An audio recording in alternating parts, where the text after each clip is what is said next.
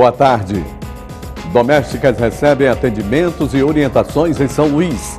Mutirão de hérnia diminui fila de espera no Maranhão. Ministério Público do Trabalho registra aumento de 25% no número de denúncias de acidentes de trabalho.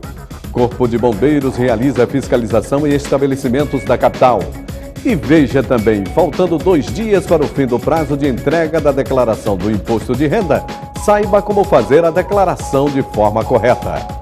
O Repórter Maranhão está começando agora.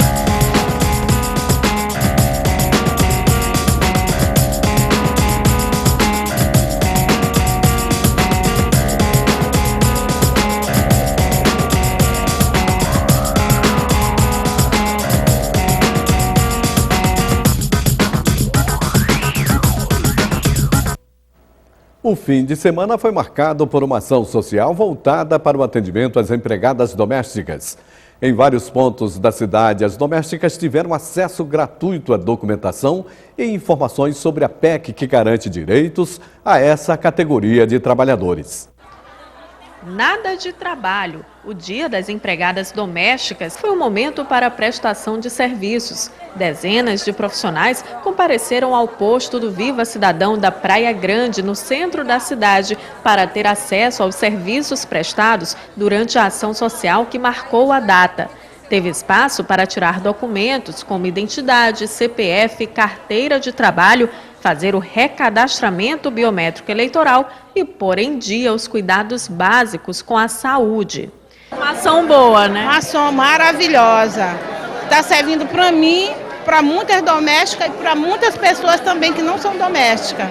É muito importante para várias domésticas também que não estão por dentro, que não sabem ainda desse dia muito importante para todas nós que somos domésticas. Para essas trabalhadoras, o Dia das Domésticas deste ano também foi um momento para comemorar a mais recente conquista da categoria, a aprovação da proposta de emenda constitucional que estende aos empregados e empregadas domésticas direitos trabalhistas como jornada semanal de 44 horas de trabalho e pagamento de hora extra para quem trabalha além da jornada. Nós temos recebido as trabalhadoras, mas é justamente querendo os patrões fazer a regulamentação delas, né? Muitas que já estavam anos na informalidade, agora os patrões querem legalizar essas trabalhadoras. E como é que está a questão da regulamentação desses pontos aí que ainda não foram regulamentados? Estamos em negociação, estamos na mesa de negociação com o patronal e com o governo. A emenda constitucional aprovada no dia 26 de março pelo Senado e promulgada no dia 2 de abril ainda tem pontos que não foram plenamente esclarecidos e devem ser regulamentados, como as questões que tratam do FGTS, adicional noturno e seguro-desemprego. Está aqui hoje pelo AB justamente para fazer essa orientação jurídica para quem veio aqui, tirar as dúvidas. Para a secretária de Direitos Humanos, o principal desafio é garantir o cumprimento dos novos direitos. A importância dos esclarecimentos acerca dos nossos direitos trabalhistas é que esses direitos eles não vão levar à perda de benefícios. A carteira assinada não impede a inclusão em programas socioassistenciais, como o Bolsa Família, por exemplo. O contribuinte tem até amanhã para fazer a declaração do imposto de renda. A Receita Federal espera receber mais de 26 milhões de declarações. O repórter Tiago Bastos está agora com um contador que vai tirar as dúvidas de quem deixou para prestar contas com o Leão na última hora. Boa tarde, Tiago. Olá, boa tarde, Edmilson, boa tarde a todos. Pois é, os contribuintes que infelizmente ainda deixaram para a última hora essa importante medida, vão poder agora tirar suas dúvidas. Ao meu lado eu converso com Nilton Luiz Lima Prazeres, ele que é contador. Seu Nilton, ainda há prazo, ainda há tempo para quem ainda não fez a declaração ficar em dia com o fisco? Sim, o prazo vai até as 23 horas e 59 minutos do dia 30. Portanto, corra, né? Que o prazo está se esticando, às vezes o contribuinte deixa para fazer de última hora e às vezes faltam algumas informações que dificultam o contador a fazer a declaração. Agora, senhor Nilton, as pessoas que não efetuarem, por vários motivos, a declaração, quais as consequências? Em primeiro lugar, a multa, né? R$ 165. E segundo, fica inadimplente junto à Receita Federal, né? qualquer a título de empréstimos e concessão de empréstimos junto à instituição financeira, vai ter dificuldade. Passado o prazo, né, que termina amanhã, como o senhor falou, para o contribuinte declarar o seu imposto de renda, em quanto tempo a pessoa que declarou vai poder saber se está ou não na malha fina? Segundo a Receita Federal, a partir do dia 1º, após o processamento da declaração, já tenho a informação que ele está ou não na malha. Caso o contribuinte seja enquadrado, infelizmente, nesse grupo, né, que ninguém quer, o que ele deve fazer? Ele tem que procurar a Receita Federal para solicitar as informações necessárias para que ele possa corrigir o que foi, houve alguma distorção. Muita gente não conseguiu recolher todos os documentos, reunir todos os documentos necessários para efetuar o imposto. Essas pessoas, elas podem declarar mesmo assim? Ela declara e posteriormente ela faz a retificação. A retificação fica bem claro, tem que fazer dentro do prazo, até o dia 30. Eu agradeço as informações, muito obrigado ao senhor. Só lembrando, Edmilson, que segundo a Receita Federal, como você mesmo disse, são esperadas mais de 26 mil declarações em todo o país. A declaração do imposto de renda é obrigatória para aquelas pessoas cuja renda anual ultrapassou os R$ 24.556 no ano passado. As declarações podem ser enviadas por meio da internet ou entregues nas agências da Caixa Econômica ou Banco do Brasil. Este ano, pela primeira vez, é possível que o contribuinte declare o imposto de renda por meio de tablets e smartphones, somente aqueles que têm os sistemas Android ou também iOS. Voltamos com você, Edmilson. Obrigado, Tiago. E de acordo com os dados divulgados pelo Ministério da Saúde, cerca de 8% da população brasileira tem hérnia. Em São Luís foi realizada um mutirão como forma de diminuir o número de pacientes à espera de cirurgia.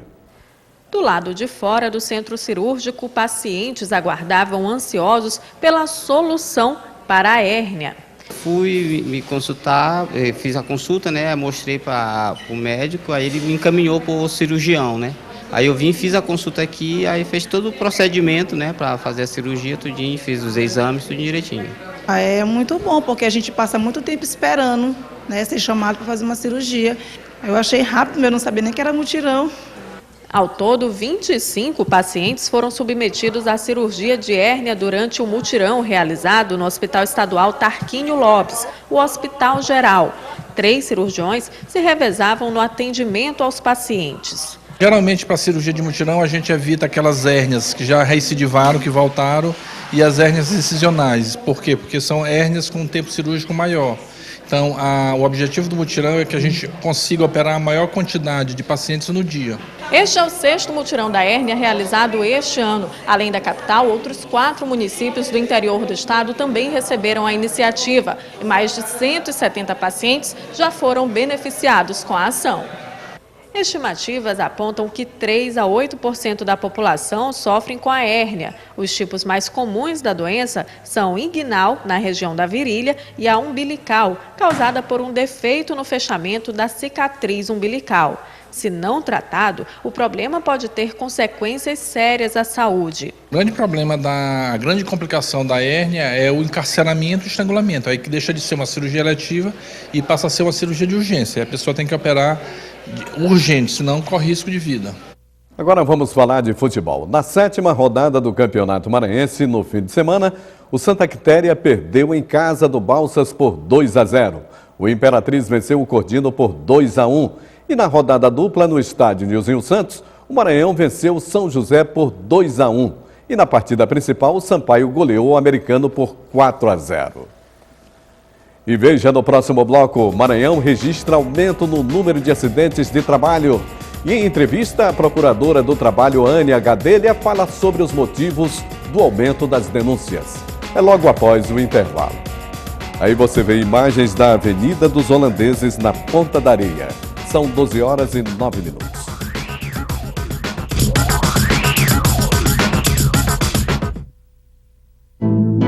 Nosso sonho era ter o tamanho do Brasil e conseguimos. Hoje estamos em todos os municípios brasileiros. Chegamos a mais de 50 milhões de domicílios diariamente. Mas a nossa história, a nossa vocação é ir mais longe. É ser uma empresa do mundo. É aproximar o Brasil e os brasileiros dos seus sonhos. Nós somos os Correios. há 350 anos.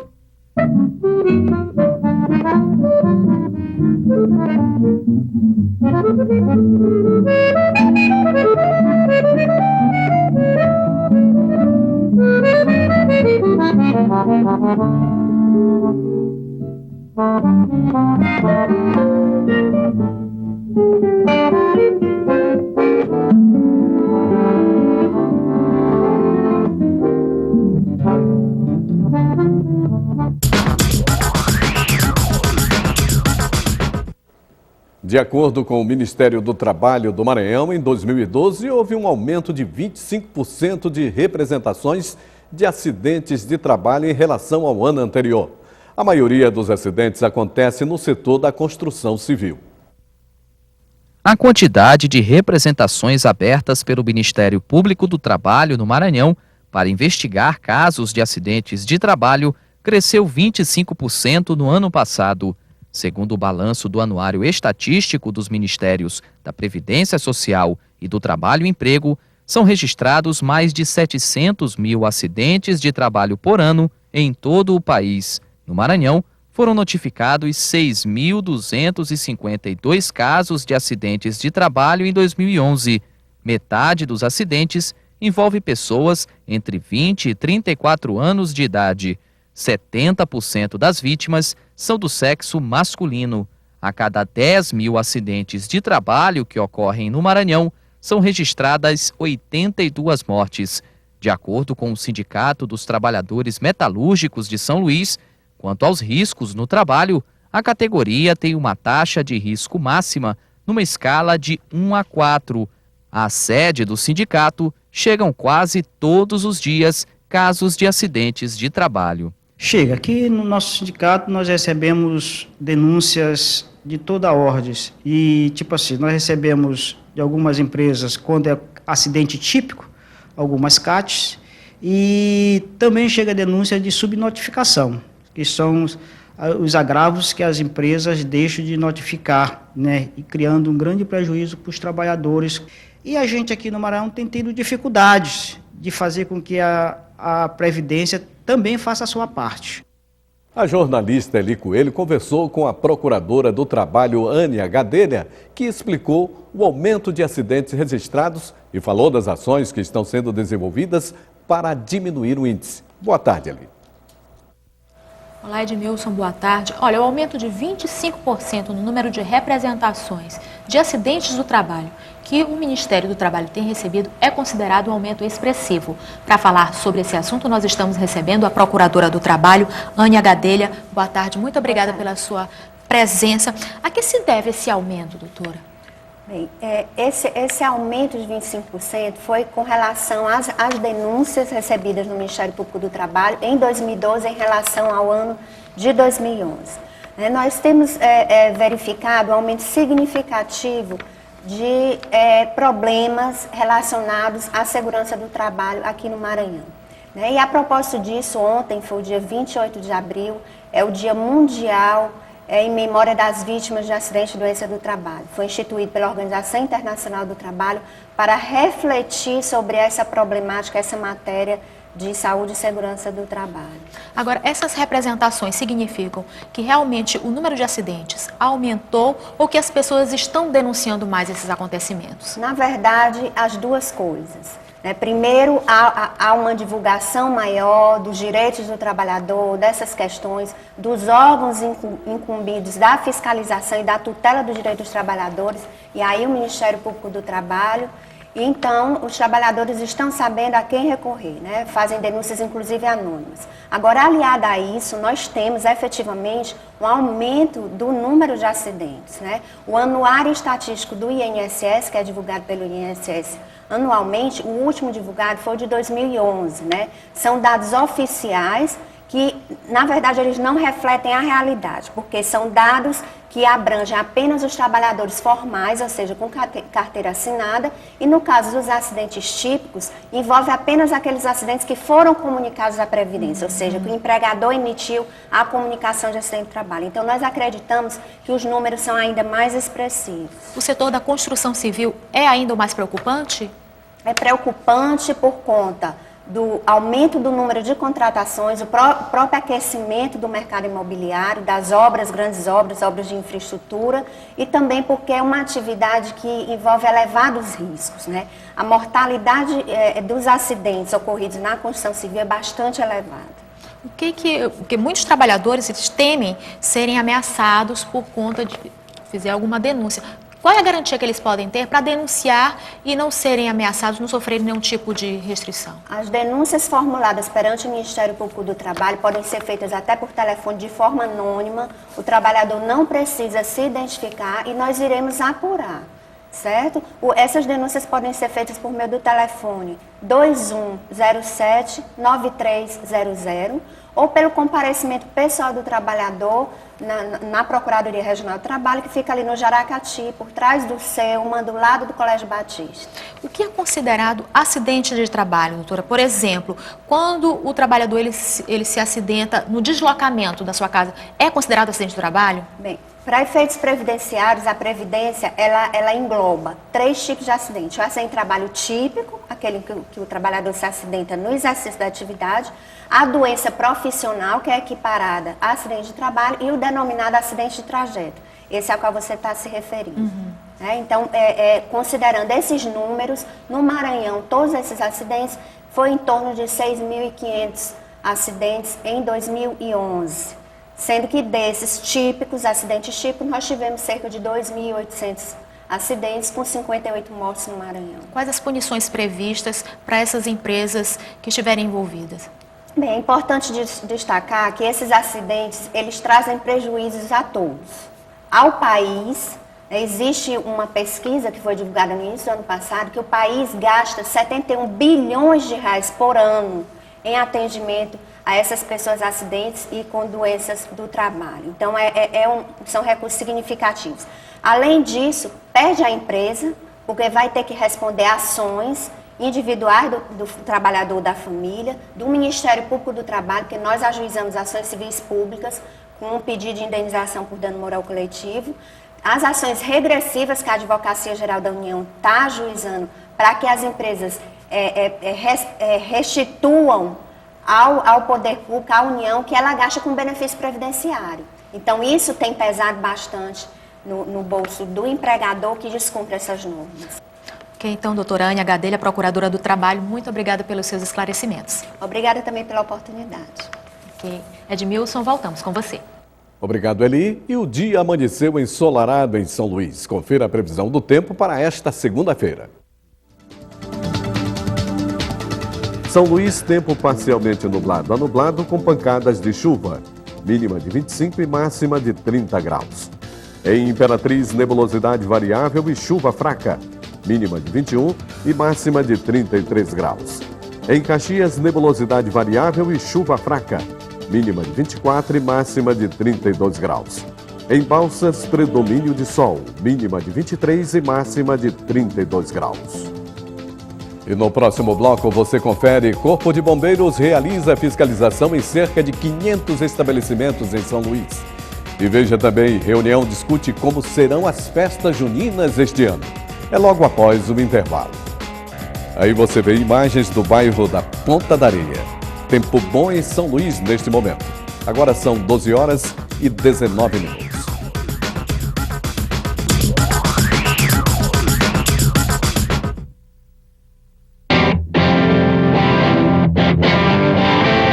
Eu comecei a velejar bem novinha mesmo, assim, tem até uma foto eu, o neném, com meu pai, assim, num tornado. Eu acho que o brasileiro parece que tem que trabalhar mais para achar que ele é bom o suficiente comparado ao pessoal lá de fora. E isso eu percebi que é possível depois da conquista da medalha de bronze.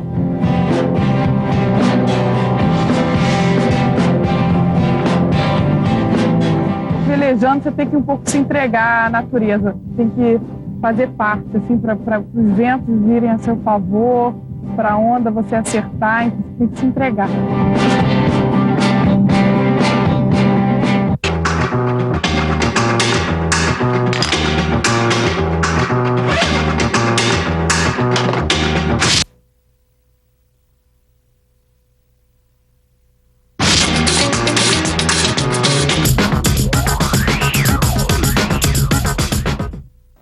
Cerca de 500 estabelecimentos estão sendo fiscalizados pelo Corpo de Bombeiros. Entre os principais pontos vistoriados estão condomínios, casas de evento e lanchonetes. Vamos voltar a falar com o Tiago Bastos, que tem mais informações sobre esse assunto.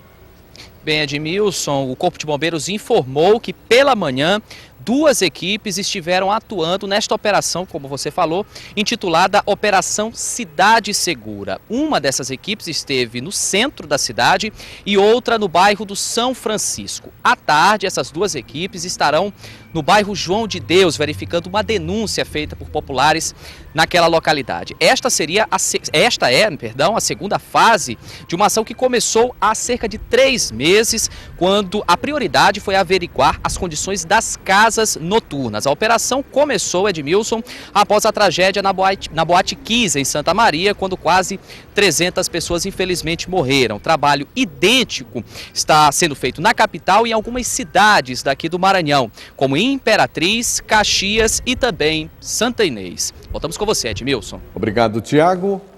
Em reunião, os organizadores do São João na capital acertaram os detalhes para as festividades que devem se estender por mais de 15 dias na Praça Maria Aragão e em outros 50 pontos de São Luís. Faltando menos de 2 meses para o início do calendário das festas juninas em São Luís, poder público, dirigentes das brincadeiras e representantes de entidades ligadas à cultura debatem os detalhes do São João da capital maranhense. Segundo a Fundação Municipal de Cultura, ainda não existe orçamento definitivo, mas a previsão é que sejam investidos cerca de 3 milhões de reais durante os pouco mais de 15 dias de festa. Como aconteceu em anos anteriores, a Praça Maria Aragão sediará o maior arraial administrado pela Prefeitura. Outros 50 arraiais serão montados em áreas chamadas de micro-regiões. Uma das grandes novidades é que este ano as brincadeiras serão contratadas por meio de editais. Nós estamos eliminando o compadrio, a negociação de balcão, na questão das contratações, das escolhas das brincadeiras. São através de editais. Edital que com certeza terá os seus critérios, dentre esses. Solicitamos a apresentação do seu histórico, para saber da sua tradição e tal, que isso é peso, que conta, portfólio, para a gente conhecer esteticamente, que é impossível que a gente acompanhe em loco essa imensidão que tem das manifestações que participam do festejo junino. O presidente da Federação das Entidades Folclóricas do Maranhão, que congrega mais de 600 filiados, acredita que os editais ajudam a democratizar o São João. Mas o problema é que, como somente 200 grupos poderão ser contratados, muitas brincadeiras vão acabar ficando de fora da festa. A Prefeitura vai abrir um edital para contratar apenas 200 grupos. Então, o edital que democratiza é o mesmo edital que vai dificultar, porque o edital é específico para 200 grupos, para fazer um número de apresentações que a Prefeitura ainda não estabeleceu, mas que deverá ter que ser estabelecido no ato do edital. O cachê para os grupos folclóricos, que em anos anteriores variava de acordo com o tipo de brincadeira, desta vez será o mesmo para todas elas. Ficou fixado o valor de R$ 1.500 para cada apresentação. É um patamar muito importante, é um planejamento que possa vir buscar algumas soluções de erros que existiam nos anos anteriores. Quais são esses erros que aí comprometem o trabalho de vocês, dos grupos culturais? Como, por exemplo, o cachê. O cachê, todo ano a gente reivindica e que nós estamos vendo agora aqui que o cachê vai aumentar R$ 300, que era 1.200, passou para 1.500, certo? E outra questão que a gente está preocupado agora, que nessa reunião de hoje, é a diminuição das apresentações dos grupos. Uma diversidade que existe, mais de 500 grupos folclóricos, e só vai ser contratado 200, onde será que vai ficar o restante? Cenas do dia a dia, pontos turísticos do Maranhão e as cores do Bumba Meu Boi são alguns dos temas que compõem a exposição Assinaturas da Luz Fotografia Contemporânea do Maranhão, que reúne o trabalho de mais de 30 artistas. A exposição fica em cartaz até o dia 8 de maio na Galeria Trapiche Santo Ângelo. O clique espontâneo relembra a clássica obra do escultor Rodin, O Beijo. Eu acho legal captar a hora H, que não tem, sem pose, sem muito estudo, né? O Bumba Meu Boi, retratado por Murilo Santos, ou a Ponte do São Francisco, registrada por Sérgio Sombra, revelam as possibilidades artísticas da fotografia. A fotografia, ao longo de todos esses anos, é uma arte que vem se tornando cada vez mais atraente e com o avanço tecnológico, com todas as modificações que ela vem passando, ela não perde a sua plasticidade, ela não perde seu toque de arte.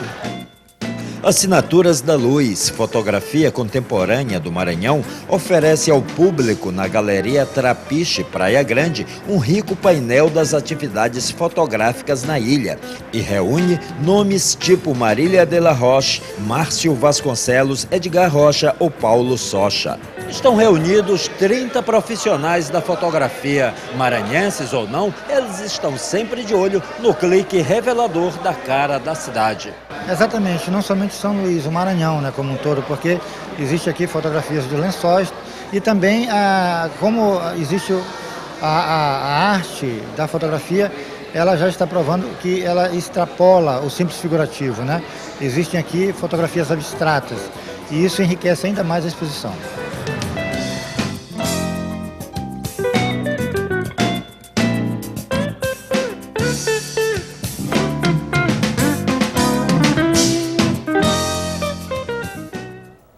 Você pode rever essa e outras edições no nosso site tvbrasil.abc.com.br/Repórter Maranhão. E a gente fica por aqui. Uma boa tarde e até amanhã.